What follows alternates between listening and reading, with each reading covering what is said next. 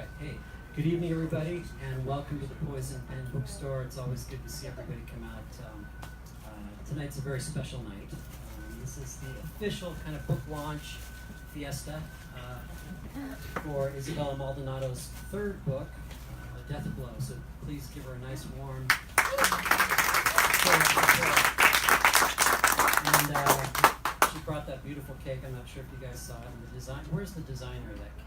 Okay, go ahead, stand up, Bella. We have the chef and the artist right there. She's too embarrassed to stand up.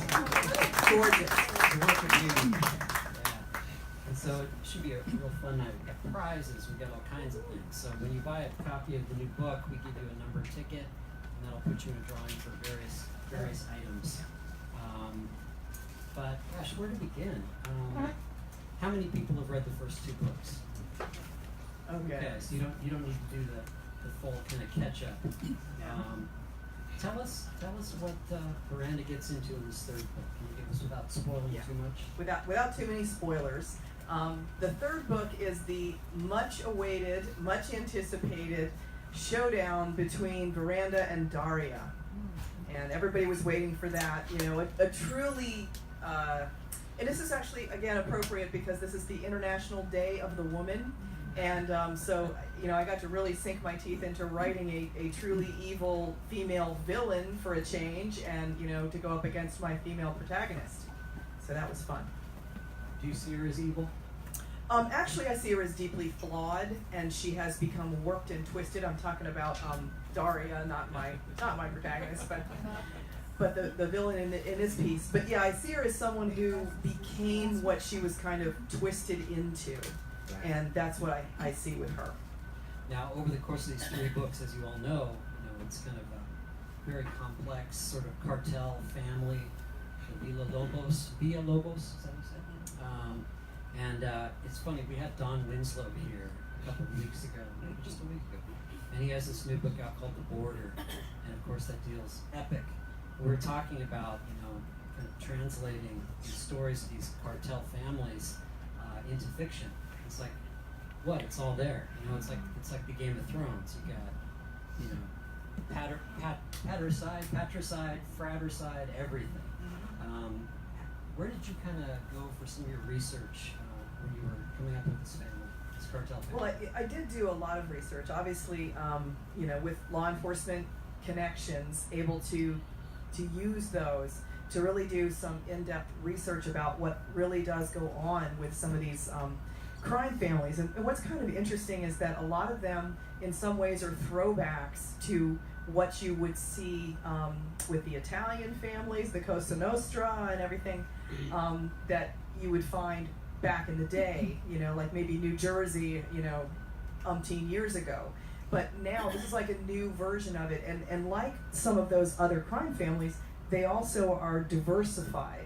And so many of what's going on today, they have to stay ahead of what's going on in crime, these families do, or they will become obsolete.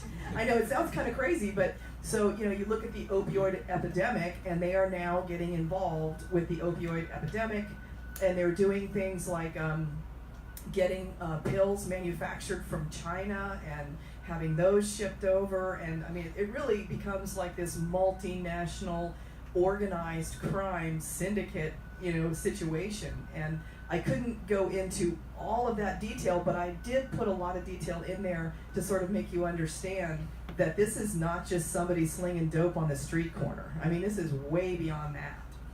Well, and you've got, the different sons kind of vying for the throne, and then Daria vying for the throne. And you have the kind of the weaker, ineffectual son, Adolfo, who doesn't have the heart for it. Very epic kind of story, just by definition. Yeah, I thought it would be interesting to give one of the characters, Adolfo, who happens to be the firstborn son, so he should be the heir apparent, but he's really, really brainy, and he's actually sickened at the sight of blood. I mean, that's a serious problem if you want to be a crime boss. So his father is constantly disappointed in him, because of this weakness. And meanwhile, his other, younger siblings are constantly, throwing him out of the way and overtaking him and everything, and then he has to, use his wits and whatever. But Daria just feels like, he's a waste of space. And so she's constantly thinking that she's really the one that should be in charge. And if only she were born a man, she would have already been in charge. And, so she's going to show them all. Right. Well, explosives also have a big role in this book. Can you talk a little bit about that? Yeah, actually, it's kind of tough to do research on explosives. So for those of you who are familiar with the series, I had it split up so that the father, who is the head of the organization, has sort of regulated all the subsections. So each of his adult children has a subsection of their own that they're in charge of. One's in charge of narcotics, another one's in charge of human trafficking, another one's in charge of computer fraud and theft and money laundering, and then Daria is in charge of gun running and explosives. That's her jam. So it's kind of funny because the first thing I tried to do, just to make sure that everything was going to be accurate, is I tried to get a hold of one of the bomb guys on the police department. And, they don't like to talk about what they do. They're always afraid that I'm going to, or that any author is going to go ahead and explain to people how to make bombs. But it's like, honestly, you can find out on the internet anyway. So it's very, very hard. I had to refer back to knowledge that I had gained in the little bit of training that I had. I was never a bomb tech, because bomb techs are so tight-lipped. They just don't talk. So unfortunately, that left me with, I had to do my own research, which means going online, and now I am definitely on a government watch list. I'm waiting for the FBI to knock on my door any moment now. I saw something online with that. Remember the guy who wrote the Anarchist Cookbook? Oh. Where that was a big controversial thing where you could make bombs and all that kind of thing. Are they a strange breed? Is that particular squad? Yes, it's kind of funny. I remember back during my training early in my career, and they were talking about that. They said, okay, if anybody thinks they want to get into becoming a bomb tech, this is how we sort them out. So we ask everybody, okay, raise your hand if you've ever lost your car keys. And so, some of the people raised their hands. And then they said, okay, now raise your hand if you've ever run out of gas when you're driving in your car. If you just, somehow you ran out of gas. So some people raised their hand, and they were making notes, and they said, okay, now raise your hand if you've ever run out of gas twice. Whoever raised their hand, they're like, you're out.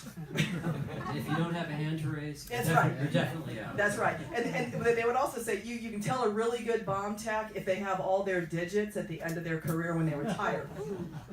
I know, they have a sick sense of humor.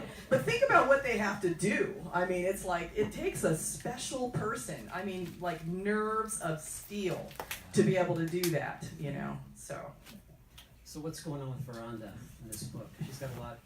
Things are kind of coming to a head personally, as well as this overarching story. And we don't want to give too much away, but can you kind of... Yeah, trying to avoid spoilers for those who haven't gotten through the first book, but it's kind of tricky. But yeah, as she continues to delve into discovering all the secrets of her own past that she's looking to find out and get to the bottom of, she's also finding out more about the cartel family and their secrets that they have hidden, from each other. And then also there is yet another level of betrayal in law enforcement that they have to deal with. It's a different kind of betrayal, and it's almost like in this book, I went ahead and shared with the reader what that betrayal was, but I left it so that those in law enforcement don't know. They are unaware of it, and so it makes it very tricky. I also sprinkled some DNA into this book as well, and for that one, I was able to get a hold of the director of the crime lab, and bless her heart, she turns out to be a huge fan of crime fiction, and so she was willing to read through the portions of it, because when I retired, I was the commander of special investigations and forensics, but that stuff changes so fast. And it turns out, sure enough, some of the things I put in there, I shared with her, and she's like, oh yeah, that's old news. This is what we're doing now. And she made sure that I brought it up to date and got it accurate, and I'm so incredibly grateful. She was going to come tonight, but she had to get out of town, unfortunately, but I did acknowledge her in the acknowledgments, and I mean, it was just amazing that she was able to help me do that to make sure that stayed accurate. There's one thing I wanted to ask you was just about technology in general. And we all know it's completely changed the game of everybody's lives, really. I mean, but especially in law enforcement. Is Mike around? Where is he? Maybe he can address this too. When someone is going through the academy, has the basic approach, kind of the feet on the ground, leg work, the old school way of investigating, has that changed with technology much? Is it emphasized differently? Well, there are certain things that remain the same, certain kind of tactics, the basic tactics when you approach someone and things like that. But then when you get into the more specifics, we do have to train the officers differently as information grows about how to handle a crime scene and how to avoid contaminating it. And unfortunately, with some of the very, very current stuff, the opioids again, and fentanyl that, has been in the news, we have to teach the officers, they have to glove up before they do anything because they can't afford to even come into contact with any of this stuff. So we are adjusting our training even at the most basic level constantly. Right. Now, I mentioned a little bit about the kind of Miranda's personal life. Can you give us sort of a hint of what's going on here with I'm trying to think of. The boyfriend? Oh, her love life. Her rather complicated love life. Got it. Yes, indeed. Okay. Yeah. Well. Okay. We have a problem here right off the bat because we have a Latina woman in her early 30s who is not married and doesn't have children. Good Lord, this is a red alert. We must do something about that. So, that. So her mother thinks. I mean, her mother is just dying for her to rectify this situation because she wants the little grandkids. But the problem is that Miranda is so invested in trying to get to the bottom of all of her issues that she doesn't have time. Really, now she does have a love life. In the first book, she meets this really hot fireman that she gets attracted to, and I had to make him a fireman because as police we always have to give the firemen a hard time. It's kind of this thing we go back and forth with the police and the fire department, and but then it's very, very hard for her to stay on track with anyone given everything that's going on in her life.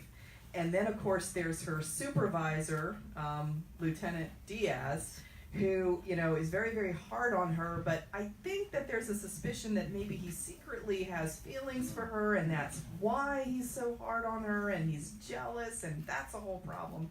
So that creates other issues. And then in book 2, then, of course, we also have another bull steps into the ring. We have the guy from Mexico, from their police department, the young federale from Mexico, and that presents more stress. So then he comes back into the picture in book 3, and so there's really it continues to get more and more complicated, but it just seems like it continues to blow up in her face, and her mother is just at her wit's end. Well, Mom would like her to kind of build a little casita on the family compound, like some of the other family members have. Yeah. And as you all know, she has a restaurant in South Phoenix. And I've mentioned it before. I really enjoy the kind of the shout out to the South Side, which you don't see much in fiction, And I know Mike can speak with this too. You mentioned about kind of old Phoenix and kind of getting all those details, and those of us who kind of grew up here were really interested in all the sociological stuff from our city. What are your resources for kind of boning up on all that? It's a combination. It's my family, my extended family. I pick their brains. They've been around in Phoenix for quite a while, and they know all the ins and outs of it. And then I also rely on my husband, Mike, over there, because he patrolled the streets of Phoenix for a long time, so he knows a whole different side of Phoenix, of that part. And then the other thing is I also do look things up quite a bit and do a lot of research as well. But I like the verbal stories. I like to get the verbal histories from people who've been around a long time, and they tell the stories. And there's even a couple of sites that Oral history. that have some of that information. I love looking at those and the old pictures, and I get so much fun and details, and I like to sprinkle those sort of Easter eggs around the books for those people who are the locals who read it, and they tell me, they're like, oh my gosh, this is great. They always call me on the streets though, in case I have something running in the wrong direction. Oh man, I'm so bad, I get that wrong. Well, it's amazing how fast things are changing too, even down there. It's like 15 years ago Garfield was not a good place to be, and now it's finally coming back up. And what do you guys think is next? Grand Avenue was kind of our last section of good, nice, sleazy, classic Phoenix. I just, I shudder to think that's going to be gentrified sometime soon. No, that might be a better question for the South Side. someone in the. That's actually the Grand Avenue is actually an arts district now. Yes. So if you go by there's a lot of shops that are open for artists. Right. So they're trying to redevelop it now. And what about the South Side? You see kind of the gentrification. There's a lot going on down there That's too. a little slower because the families have been there for generations and generations, so it's a little harder. Right. So they're kind of embedded. The light rail issue we have now, that's kind of the problem because they want to keep it the way it is. Yet you want to bring in more abilities to have access to light rail. But sometimes they don't want that. They want to keep it the way it is. Right. So it's kind of hard. Is a challenge. And as a matter of fact, before we go, I'll be doing some trivia questions, and some of them will be some Phoenix trivia. Some of them will be some questions from the books, but some will be Phoenix trivia. So you guys can use that inherent knowledge that you have about Phoenix to get some goodies. For those of you here who don't know exactly kind of what you did as a law enforcement in your career, can you kind of briefly go over that? Yeah, sure. Yeah, I started off, my career in law enforcement was back east. I worked on the Fairfax County Police Department, which is a large metropolitan department just outside of D.C. So it was in the D.C. area. And started off there, and I served as a hostage negotiator. I was the department's spokesperson for a while. I did some translation. I did outreach. I spent most of my time in patrol and enforcement, precinct commander, and lots of other things. Like I can't even remember all. I was an instructor, a recruit instructor at the academy. I did a variety of different things over the course of 22 years, and then when I retired, my last position, I had been a precinct commander, and I'd also been the gang council coordinator. But my last position was the Special Investigations and Forensics Division Commander. That was my last title, and I really enjoyed that a lot. I got to, that meant that the guys that, the stuff that I had under my command included the CIS and the fingerprint and video surveillance and those kind of things. All the sneaky people, we used to call them the sneaky people. They would go, whatever kind of spying we did, that was definitely something that I enjoyed working with, and it was a very rewarding career. I really enjoyed it. When did you always kind of have the dream in the back of your mind that you wanted to be a writer, or were you writing while you were working as a police officer? I started a little bit while I was on the job. I had always been addicted to crime fiction. I loved reading mysteries most of my entire life, so I knew I wanted to write them, but I also knew that I really couldn't delve into it deeply while I was on the job. I was really busy, on call 24/7, especially when you get into some of those positions.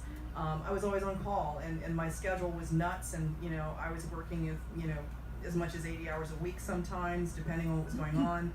So there was no time to do stuff like that. But I started writing. I did write at least one short story, and I started trying to learn a little bit. But I didn't delve into it deeply until I retired. And then once I retired, I basically spent 5 years studying the art and craft of writing to learn everything that I knew or that I could find at the time about it. And then, I joined Sisters in Crime, the local Phoenix chapter, Desert Sleuths. Yep, woohoo! Shout out to my Sisters in Crime, and really helped get me on my way going and learning how to write crime fiction. Were there any particular kind of mentors that you had? Oh, there A bunch actually, yeah, there were quite a few, but actually a few of them are here tonight. Deborah J. Ledford is one of them. She's a mentor for me, an editor, she's edited all of my books that I've written. Betty Webb, another one right there, a very talented author in her own right, who will she'll be having a book launch here next or Wednesday, right? Thursday. She'll be having her own book launch. Very talented. You'll also see Debbie featured this Sunday in Karina Bland's column. So yeah, she's very talented. But I've gone to her for advice quite frequently because she's someone who's kind of been there, done that, and it helps to have people who, And then another mentor that I have who isn't here tonight is J.A. Jance. She's been extremely helpful and supportive and gives me all kinds of sage advice. She's been very, very helpful to me as well. What a pro. Yeah, she's definitely a pro. 75 books out or something. Yeah. You have a unique perspective, with your experience and your background. What do you notice when you read crime fiction, that people get wrong? Is it the mindset? Because a lot of people write about cops, obviously that don't come from that direct background. But there are a lot of things when you read, you say, nah, that's not right, that's not accurate. I think sometimes there's certain tropes that I try to to skewer and get rid of. I am kind of tired of seeing the grizzled old detective who's an alcoholic and a loner and is that's just done so much. Not that it never happens, but every cop doesn't end up like that, and so I wanted to go in a different direction. With that, I do think it's done too much. Don't you find it insulting that every Latina has to be feisty? You ever notice that? Fiery Latina cop, feisty this. But that's true. Watch it. You have a room full of feisty Latinas here. Feisty. Ready to get you. Well, yeah, that is kind of a thing, and or also very sexy, Latina, very voluptuous, sexy. Can't contain their. Yeah, I do see that quite a bit. I don't know why they think we're all Sofia Vergara or something. Because you are. There you go. So yeah, there's certain tropes, I guess, and the other thing too, when I was writing, and I wanted to have a mostly Latino cast, and I did do that. And one of the things I wanted to emphasize is, it felt to me like a lot of the books that I had been reading, the Latinos were either the villains or the goofy sidekicks. And I was tired of that. And I thought, you know what, let's just have most of the cast. That way you see that there's Latinos on both sides of the badge. The Latinos are the good guys, they're the police, they're the administration, and all that. And they're also bad guys as well, and they're just neighbors in between, and people trying to make a living in South Phoenix that don't have a lot of money, and they're making whatever way they can. I just wanted to show the whole range, because that is the truth. The Latino personification sometimes it's become too much of a trope as well, and I wanted to sort of break through all of that. So was Blood's Echo your first book that you tried to write? Yeah, that actually was. It was my first attempt, and I got through it all, and that's where Deb was extremely helpful, because she kept encouraging me not to give up. But yeah, that was the first time I tried it. I had published 3 short stories, and I thought, okay, it's time to do the full-length novel, and so that was actually it. Yeah. Wow. And boy, we can't really talk too much more about the book. I know, it's painful, right? But, the family's very strong throughout the course of the series. Lots of great food. Yeah, people tell me all the time that they just want to get Mexican food. They get the worst cravings for Mexican food. My agent in New York City she's famous for that. She's like, do you have another book coming out? I got to get some chips and salsa. Yeah, that's right. I do. And yeah, she's also told me, honey, you got to put some recipes on your website. People want to eat this. Yeah. But then the problem is, how do I pry the family recipes away from the family, right? You got to do that. So, yeah. But I may have to put a little section on there, something like that, so that people can do it. Now I know that you have some plans. Where are you going to go next? I know that this is kind of on hold for a minute anyway. Yeah, for a minute. What are your plans going forward? For the series. Yeah, for the series. Future series. Yeah. Well, actually, I've got a couple things going on. So I have had 2 serious offers to pick up, the next series, the next books in this series, and then also in addition to that, my agent is on me to start a new series. So I think at the same time, concurrently, I will be writing a new series as well, and my new series is going to feature an FBI agent. Because I feel like I want to be able to, have a wider hunting ground and wider scope to play with regarding that. So Will she be Puerto Rican? maybe. Will she be feisty? I hope so. I hope so. Will there be delicious food? Delicious food. Definitely there will be delicious food for sure. I just can't seem to stop that. Set here in the Southwest, you think, or moving around? It will be moving around, but there will be definitely a large chunk of it that will take place in Phoenix. I just can't seem to stop loving Phoenix. So, yeah. But there will be other cities as well involved. One of the things I like about your books is that you don't waste time. I mean, you just jump right in from page 1. You're just there, and it's very action driven. Was that something that you kind of had to work at first? No, actually, here's kind of I'll tell you all kind of a little bit of a secret. I don't think I've ever told this out in public before, but I have to work at stretching them out. Most authors complain vociferously about having to edit, and they're like, oh my gosh, I wrote a 120,000 word book and I've got to cut it back to like 90,000, I don't know what to do. I have the opposite and I think it comes from my law enforcement background, where it's like, just the facts, ma'am. When you write a police report, you are getting to the point. And I'm so trained to do that after 22 years of that, and on top of that, I have no patience for a leisurely character study. I'm sorry, I just don't. I lose the thread when that happens, when people overly describe everything and then what have you. So that was part of it, was my background. I feel like you got to hit the ground running. And another thing too is I feel like, especially in today's audience, because of the influence of the visual media of movies and television, people have a shorter attention span. And if you don't get them interested and get them hooked right away, then they're gonna wander off. Literary fiction is one thing, but this is something different. And so I think for writing a mystery thriller, it definitely. And then another editor who I really enjoy very much, she made a comment where she said, you know what, if you're writing a thriller, you got to step on the gas and keep your foot to the floor. And I just took that to heart. And many people have told me that. They're like, wow, these books you hit the ground running, and they do. I want you just on the edge of your seat right from the first page. Fairly short chapters, Yeah, fairly fast-paced, short chapters. Keep it going. My idea is to keep you pulling all the way through, and there have been several people have told me that they literally read it in one sitting. So you're one of them. So that happens where but that's my goal. I want to make you lose sleep, and I'm evil.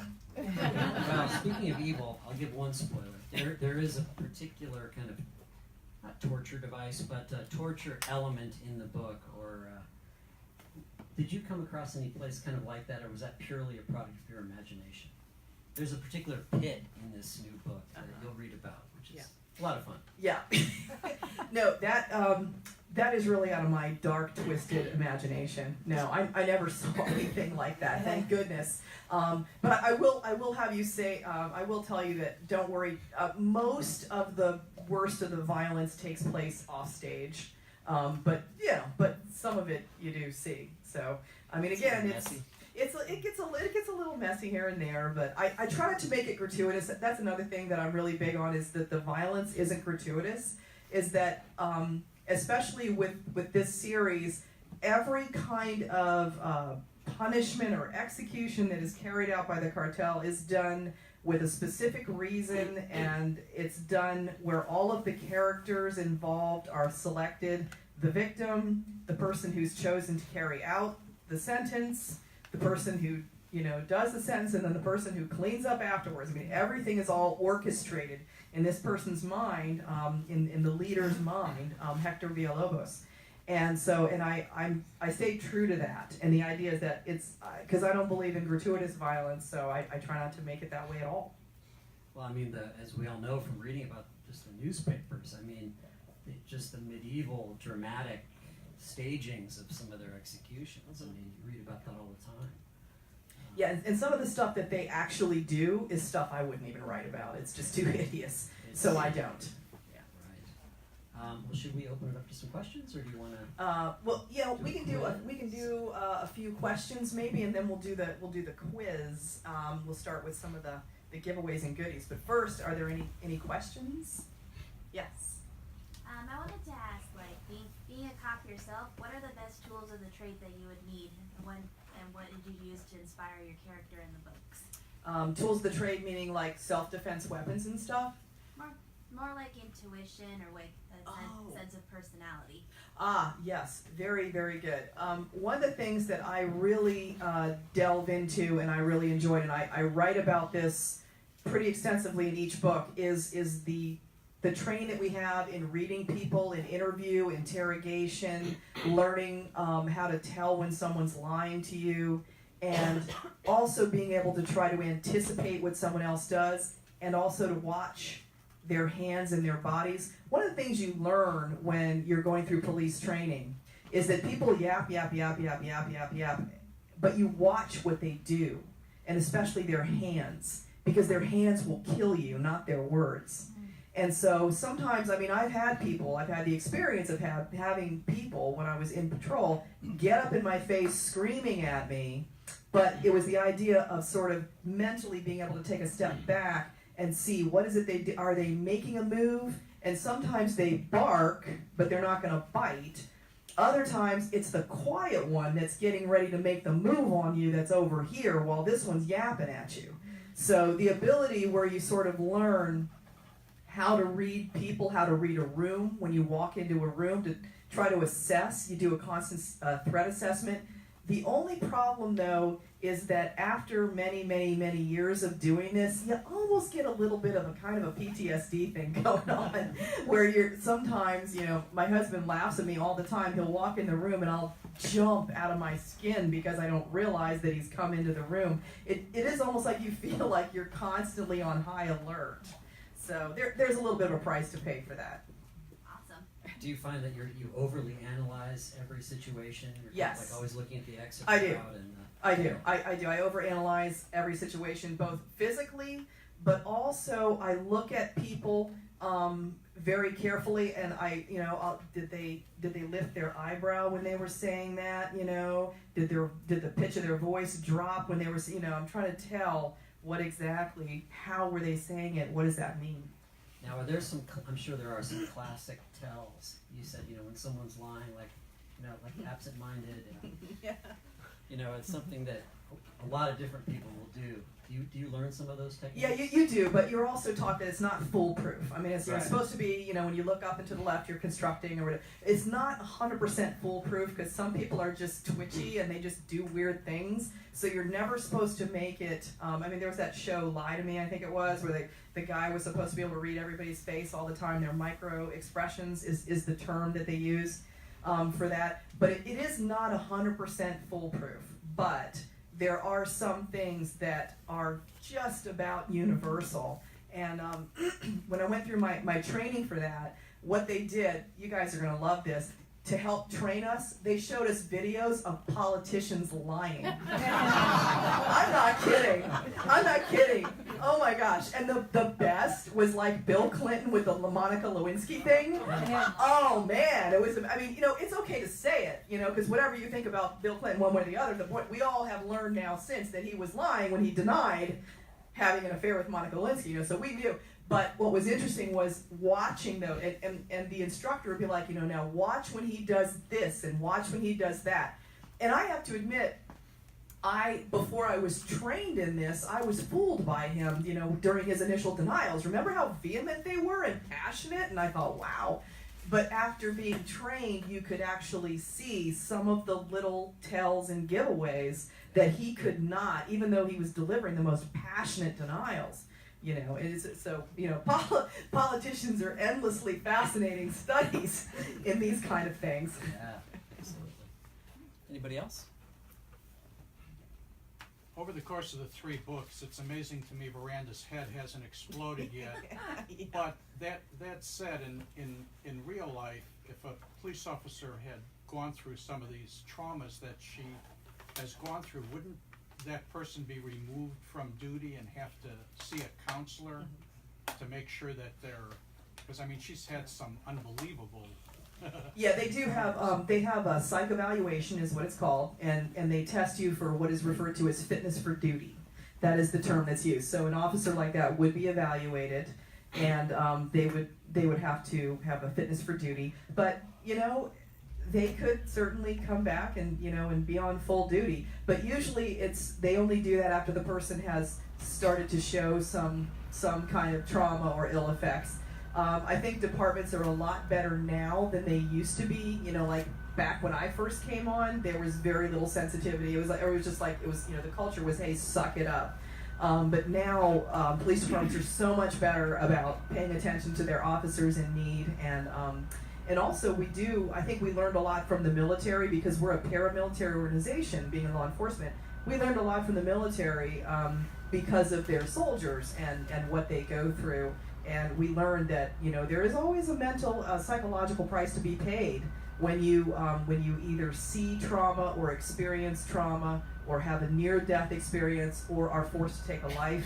Those things have an effect. They have a psychic effect on a person, and you'd have to be a sociopath for it not to.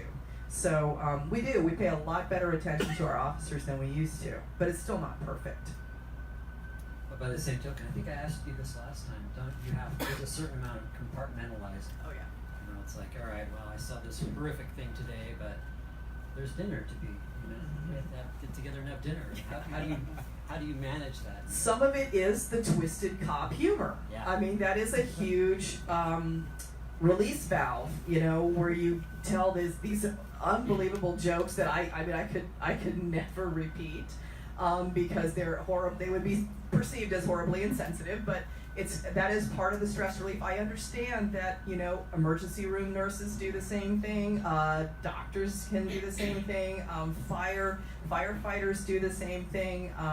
I think it happens when you see death and when you deal with life and death decisions, and when you're forced to do these. Sometimes it does give you this a different outlook, and sometimes you do need the relief. And sometimes officers do get involved with self-medicating, and I think that's why you get the tropes about the alcoholic officer or whatever. I think that's where it comes from, but I think that officers have a few more options than they used to back in the day.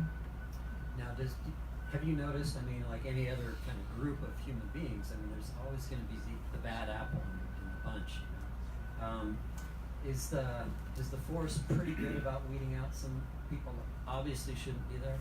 Yeah, I think we're a lot better at it than we used to be.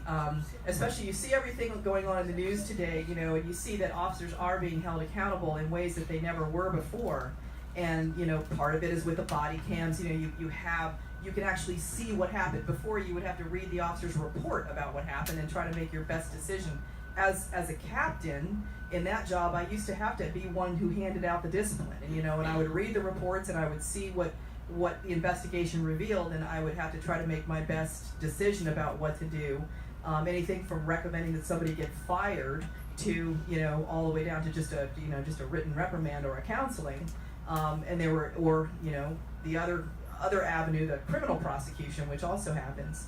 But there's a lot more accountability now than there was before, and I think it's continuing to improve, and it is getting a lot better. And as far as the bad apples out there, I think that's another kind of trope where the cops all cover for each other, and I find that really is not the case. Here's the real truth of the matter is that we kind of know who those screw-ups are too, and we're just as happy to get rid of them. So if they're that bad, Should we stop the tape here for a minute? I'm not naming names, but that is, I mean, there are a few that somehow, I don't know whether it's, something goes wrong and they do things that are not right, and their fellow officers and their supervisors and commanders, they know that they need to crack down on them and weed them out, and they take measures to make that happen, and sometimes it must. Anybody else have any questions? Yes. Hello, me again. So, do you have any other writers that you took inspiration from to write your books? Well, the most obvious one for me for writing this series was actually Michael Connolly. He writes about LA the way that I wanted to write about Phoenix. He was a huge inspiration. I started reading his books many, many years ago. And I always thought to myself, if I were going to write, that's how I would want to write the story. And so I kind of thought to myself, if Harry Bosch lived in Phoenix and was a woman and was Latina, what would her life be? And that's kind of what you have. So so if you like Harry Bosch, then you would like this. It's just, with a few minor changes, but yeah, that was probably a huge inspiration. You want to do some, why don't we do some gifts? I got some trivia here, and we'll see what we can win. My assistant here, my lovely, handsome husband, is going to help with this. By the way, we're going to start with some Phoenix trivia, and he is going to be the arbiter if there's any kind of disagreement on this. Okay, so now we're going to start with the old school Phoenix trivia. Okay, for the first prize, what were the original 5 high schools in Phoenix? Yes, Kate. South High, Phoenix Union, North High, West High, Camelback. Ooh, close. East High. East High. Yes. No, East was built later. Uh-oh. See? Yeah, you're gonna be the arbiter. I will take your word for it. I've always known it north, south, east, and west, and then Phoenix Union. But you said Camelback, you're saying, was before East. Camelback and South High were built the same year. Carl Hayden and East High were later. Oh, she's better than me. You know what? Yeah, I was thinking Kate deserves that. Yes, Kate, everybody. Kate Herbert. I got my. I grew up here too. Well, that's true. East would have been out in the middle of nowhere, on 48th Street. And they closed it after 10 years. Right. I thought that was kind of interesting.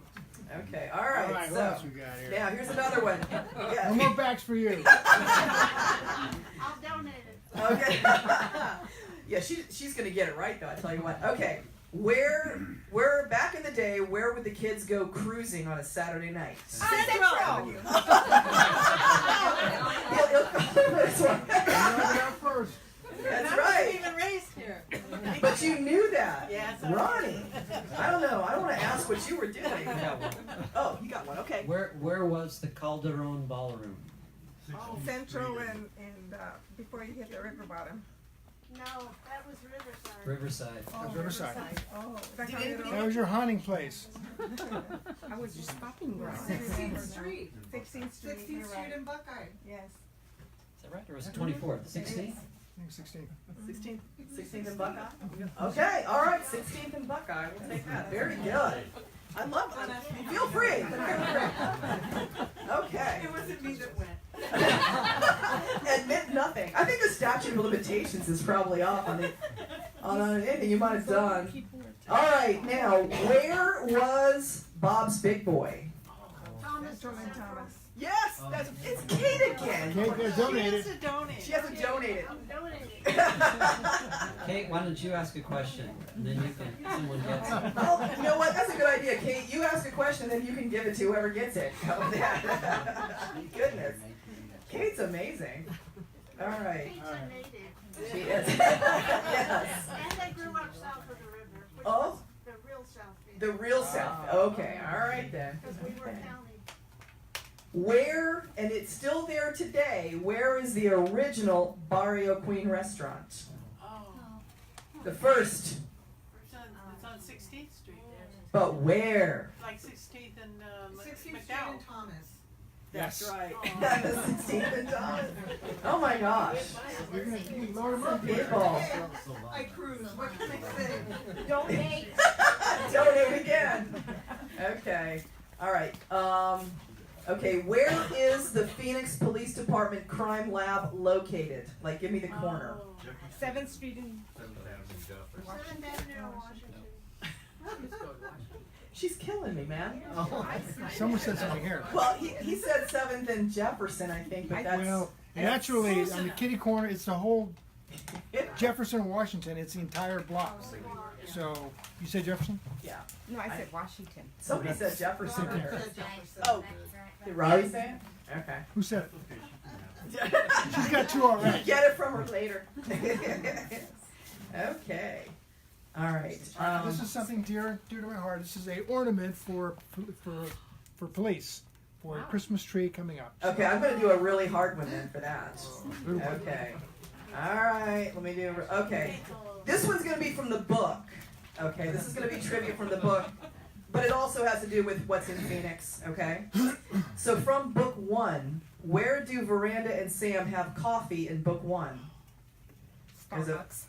very well-known restaurant that's a real restaurant in Phoenix. They go there for coffee together in book 1. Is it in, No, is it by the police department? it's close to headquarters. Crazy Jim's. Yes, that's right. Oh my gosh. Wait a minute. I know. That's so wrong. I got another one. Oh, okay, hold on. That one you like. Okay, Patrick has Here's one. another one for the Calderon crew. Where was Madison Square Garden? 7th Avenue. 7th Avenue. Not you, Kate. Kate's recused. Avenue in Madison? Buckeye? No, North- Madison Square Garden? Sorry. It was 7th Avenue in Van Buren area. South of Van Buren. South of Van Buren. No more for you, Nene. That's no fair. Okay. Who said it? That was a priceless gift, right? Well, I mean, we're still doing, we can still do some prizes. All right. On Baseline Road, what was the opulent scenery you got to see? Orchard Gardens. Huh? Orchard. Flowers, Japanese Flowers. gardens. Japanese gardens. Japanese gardens. Yes, it was. All right, now from the book series. Okay, what is Veranda's favorite food that her mama makes? Her very first favoriteest. Tortillas. No, that's your favorite food that your mama made. Tortillas from scratch. Right. But no, that's not the. Veranda's very specific about it's her favorite dish, and I actually have her eating it in each of the 3 books. Tostadas. Nope. Boy, you go back. Nope. Tamales. This is not name your favorite random Mexican food, people. Burritos. Very specific. Let's Okay. go off the list. Yeah, no, they're just running down their favorite Mexican food. Okay, never mind. We'll have to call that one a draw. But the answer is carne asada street tacos. So, and they are delicious. Okay. All right. Name the ice cream parlor at 15th Avenue in Thomas. Mary Taylor. Yes. Not Kate. Very cool. Not there anymore. Kesley. That's right. Yes, yeah. It's closed now, unfortunately. So, but it's very, very famous. Yes, that's right. So, okay. Next question. This is gonna be. I'm okay. currently assigned at the Transportation Bureau, and I have motor officers. So this T-shirt is from my motor bureau. So this will be the next prize. This is going to be from the book. This is definitely cool. It's a long sleeve motor T-shirt. So, okay, this one's going to be from the book. And also, extra battery charger. Yeah, charging cable for devices also goes with this one. That's very good. It's a good one. All right. Okay, so for this one, in book 2, what birthday did Gabriella celebrate? Quinceañera. That's right, her quinceañera. That's right. There you go, split it between those two. Okay, very good. All right. And also, here's another one. You want to do? Oh, yeah. You know what? That'll be a good one. Okay. Now. Okay. Now this one's a two-part question. To earn this, this is a little Phoenix police dog, and a crime scene lanyard that goes around your neck, and it also has a little thin blue line bracelet and an incredibly very handsome, nice mug. So this one, you have to answer 2 questions correctly to get this one. So along the lines, it's also in book 2, and it has to do with the quinceañera that was celebrated. Okay, so part 1 of the question is, what gift did Veranda give her? What kind of dog? A puppy? A puppy dog? No, not good enough. Chihuahua. Okay, what that? One more. The second part is, what did Gabriella name the dog? Ooh. Peppy. No, this is not going to turn into name your favorite Mexican nickname. It actually, I'll give you a hint. She got the name from Veranda's name. She was a derivative of. She said it was like a boy version of Veranda. Brando. Bruno. No, nobody remembers. Wow. Okay. Well, I did only mention that once, Max but knows. so. Huh? Max knows. Oh well, no. Max can't play. He Max really wants cannot that Come play. here, tell me, Max. Yeah, get Max to whisper it in your ear. He might get it wrong. You never can tell with Max.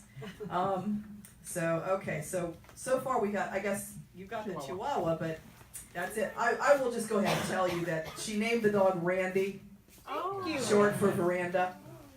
Ronnie, I thought you would get that. thought I would have get All right, now this one is also a favorite. This is actually from the police museum that I was able to get, and it's basically just the police museum. Okay. All right. And a battery charger. And a battery charger with that one too. Okay, this is from the books. This is actually, he makes an appearance in all 3 books. It's kind of tough though. Who is the fictional Phoenix Police Department chief? Does anybody remember? First name Steven. No, that's the lieutenant. Okay, that may be too hard. Okay, does anybody know? How about what is Sam's last name? Seriously. No, nobody remembers Sam. Oh my gosh. Okay, I'll go to a different one. What kind of guns do the PPD have? What kind of guns do they carry? Glock. Not a 9mm. You're right on the Glock. 40 millimeters. John. 40. Yeah, 44. 40 cal. Usually it's a 40 cal, but they are allowed to carry a 45. Just most of them don't because it's a big giant hog leg and it weighs a ton. So, I carry the 45, so it's not that bad. there you go. There you go. Yeah. So, all right, what do you got? All right. Oh, this is a nice gift. With a special gift. We have a bottle of wine, and what kind of wine is it? Yes, it's Veranda. And on the wine is a thin blue line bracelet that comes with it. For this, you must be able to tell me, what kind of guns do the Villalobos family have?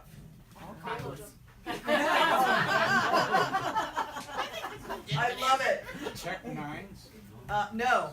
But what happens is that Daria is in charge of she does all the guns and explosives, remember? So she has custom made specific guns that are only the family members have. Those 50 caliber Desert Eagle. Yes, that's right. 50 caliber Desert Eagle. Very good. Good. Very good. Us Very crime good. writers got to know our guns. Yes, you do. Yes, you do. Yep. I didn't even make you tell me it was gold plated, but they are gold plated. Another bottle, Veranda. And then this one's a bottle of red. The other one was white. This one's a bottle of red. It's Veranda as well. So let me see. Let me find out what I can do here for this one. From the book here. Hold on. Okay. I'll go back to. I need to go back to a Phoenix trivia one now for this one. Name the famous Chinese food place that recently closed. Singhai. It is Singhai. Mike, you were watching, I hope, to see who said it first. Do you have prizes? You better share. Trivia. Oh. I got a trivia for anyone. Good, because you know what? We need one more for that, and I think I've asked all my Actually, questions. This was gonna go with the dog. Oh, it's gonna go with the dog. Okay, wow. Doggy thing. Okay. For a Sugar Skull shirt, For a Sugar Skull T-shirt. and probably the older, the people that lived here know that. What was found underneath the Shanghai restaurant? Money. The old one or It's the original Shanghai Chinese restaurant. the one on Jackson? Yes, Madison. it's on Madison. Yes, not Jackson. No, but the original one was. Yes, but when they moved Right. to Madison. Anybody know? Tunnel. Tunnels. Wow.